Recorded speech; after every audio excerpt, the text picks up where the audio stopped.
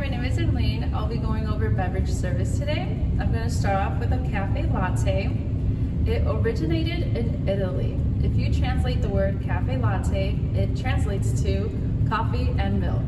The key ingredients are espresso and milk. Depending on the size, you would use more espresso on the bigger the latte.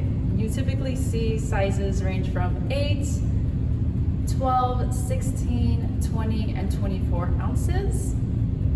The more milk, the more espresso, just to keep that balance.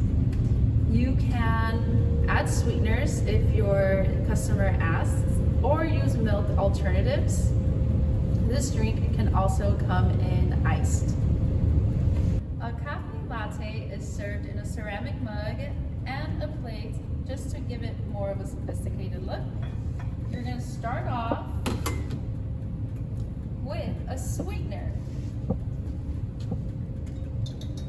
My sweetener of choice today is ube. I think it adds a nice color.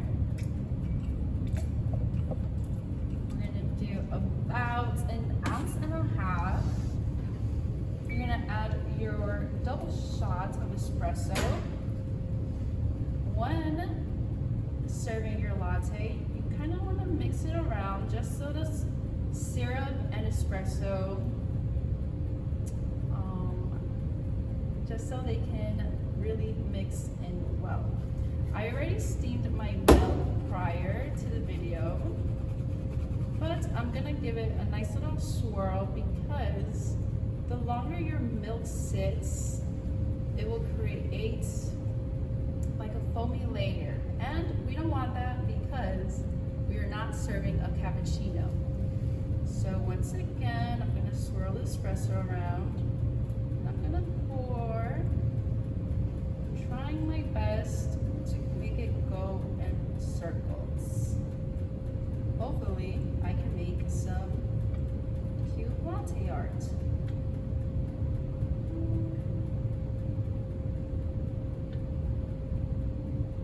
Latte art is not needed to serve a coffee latte, and if you don't have something presentable, you can always just stir it around.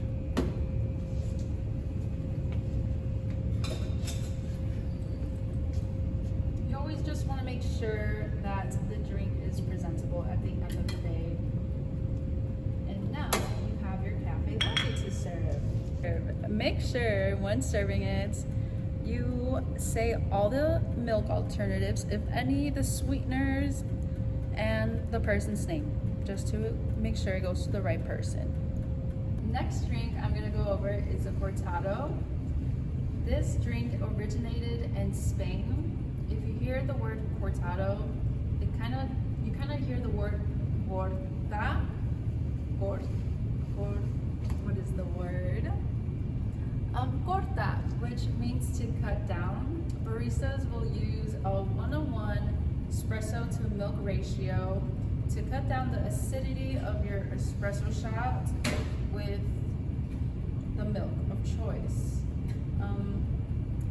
I always see the drink to be served with a double shot of espresso, so you want 2 ounces of milk.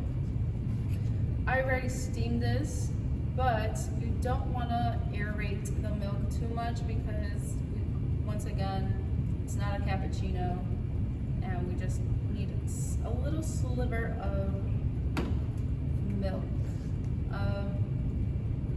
The glassware you want to have is a Libby glass and a plate. It just looks really nice when you pair it. Before the video started, I put hot water in this.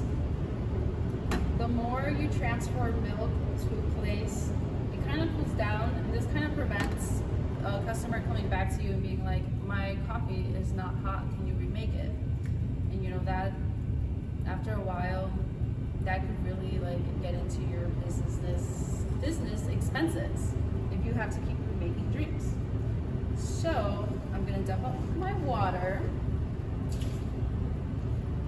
pour my double shot of espresso, give it a nice swirl,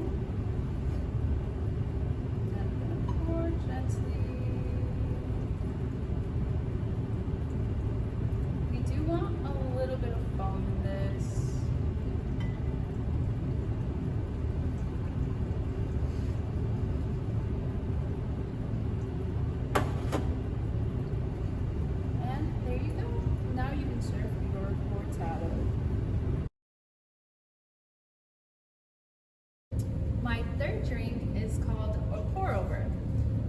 I wanted to demonstrate this one in class because I don't need an expensive espresso machine to make coffee.